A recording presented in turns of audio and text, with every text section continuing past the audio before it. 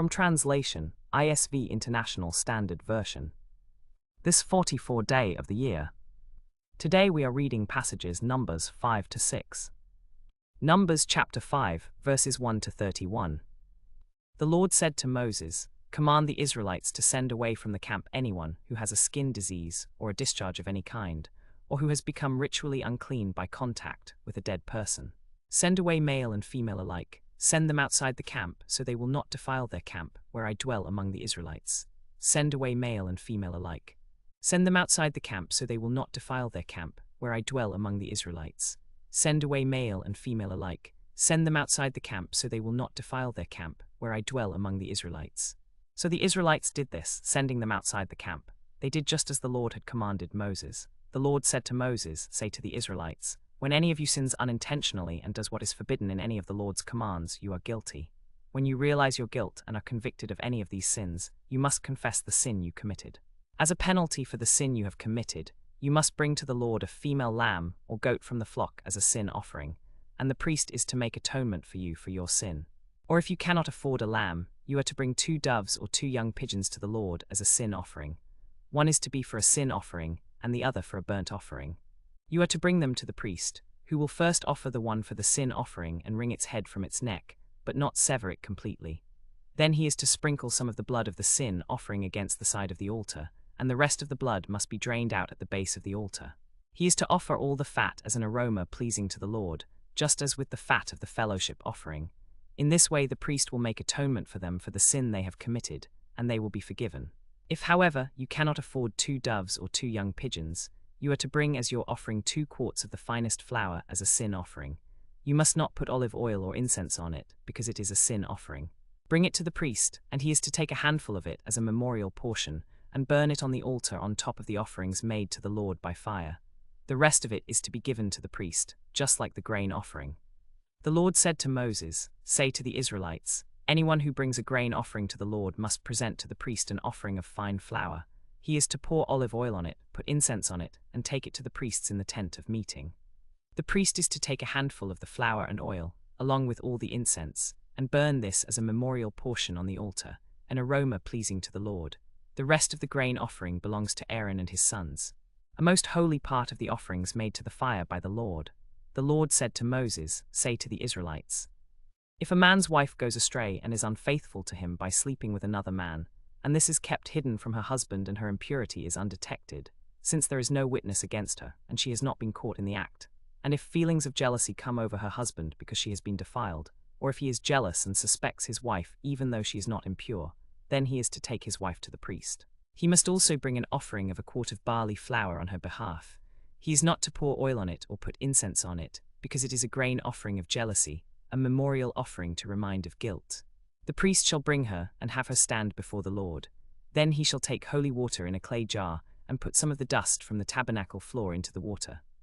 After the priest has had the woman stand before the Lord, he shall loosen her hair and place in her hands the memorial offering, the grain offering of jealousy. In this hand he is to put the bitter water that brings a curse. Then the priest shall put the woman under oath and say to her, "If no other man has slept with you, and you have not gone astray and become impure while married to your husband, may this bitter water that brings a curse not harm you. But if you have gone astray while married to your husband, and have defiled yourself by sleeping with a man other than your husband, here the priest is to put the woman under the oath of the curse. May the Lord cause your people to curse and denounce you when he makes your thigh waste away and your abdomen swell. May this water that brings a curse enter your body, so that your abdomen swells and your thigh wastes away." Then the woman is to say, "Amen, so be it." The priest is to write these curses on a scroll and then wash them off into the bitter water.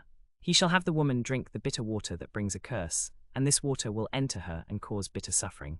If she has defiled herself and been unfaithful to her husband, then when she drinks the water that brings a curse, it will go into her and cause bitter suffering. Her abdomen will swell and her thigh will waste away, and she will become accursed among her people. If, however, the woman has not defiled herself and is clean, she will be cleared of guilt and will be able to have children. This is the law of jealousy when a woman goes astray and defiles herself while married to her husband, and when feelings of jealousy come over her husband because she has been defiled. The priest is to have her stand before the Lord and is to apply to her this entire law.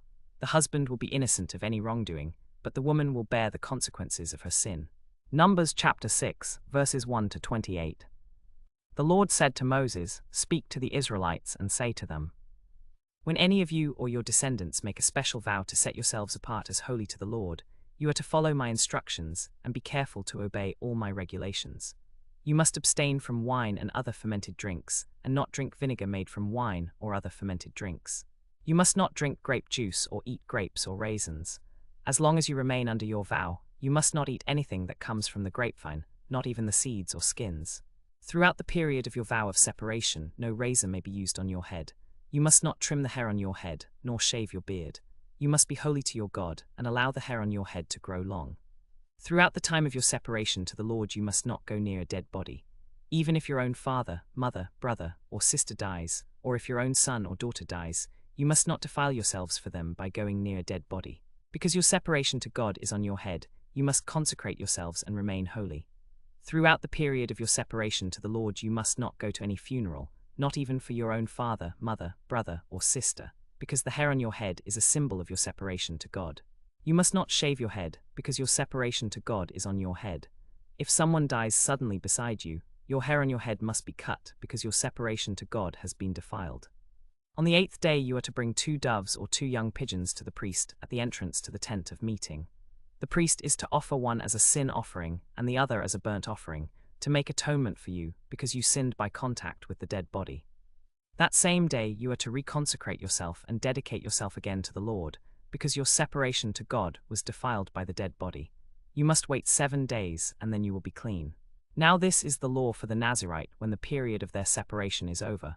They must come to the entrance to the tent of meeting and present themselves to the priest.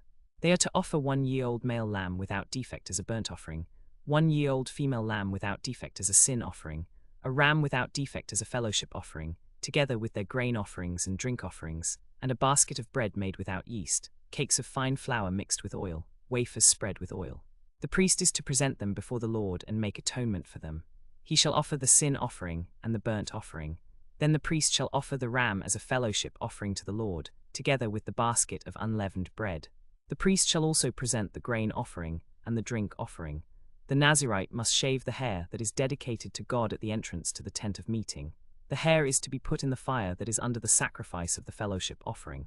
After the Nazirite has shaved the hair dedicated to God, they may take some wine. Then the priest is to present them before the Lord and offer their sin offering and their burnt offering. He is to present the fellowship offering to the Lord and make atonement for the Nazirite, because they dedicated their life to God, and they will be holy before the Lord. This is the law for the Nazirite who vows an offering to the Lord in accordance to their separation, in addition to whatever else they can afford. They must do whatever they vowed in accordance with the law of their separation. The Lord said to Moses, "Tell Aaron and his sons, this is how you are to bless the Israelites. Say to them, the Lord bless you and keep you. The Lord make his face shine on you and be gracious to you. The Lord turn his face toward you and give you peace. So they will put my name on the Israelites, and I will bless them.